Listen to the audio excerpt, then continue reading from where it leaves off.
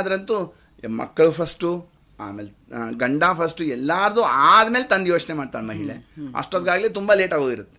ಸರಿ ನಿನಗೇನು ಇಲ್ವೇನೋ ಒಂದು ECG ಮಾಡಿ ರೂಲ್ ಔಟ್ ಮಾಡೋಣ ಅಂದರೆ ಒಂದು ಅದನ್ನ ತೆಗೆದುಬಿಡೋಣಪ್ಪ ಅಂದರೆ ನೀವು ಯಾಕೆ ಮಾಡಬೇಕು, ನನಗೆ ಯಾಕೆ ECG ಮಾಡ್ತೀರಾ ಅಂತ ಪ್ರಶ್ನೆ ಮಾಡೋಕ್ಕಾಗಲ್ಲ.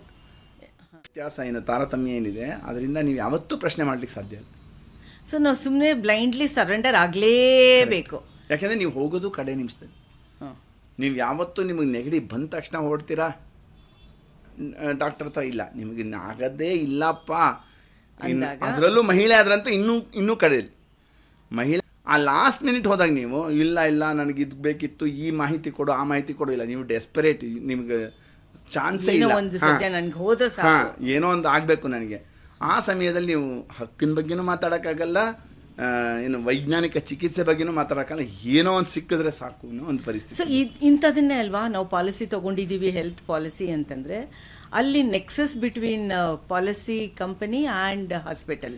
ಸೊ ಇನ್ಶೂರೆನ್ಸಲ್ಲಿ 3 ಮುಖ್ಯವಾದ ವಿಷಯ ಇದೆ.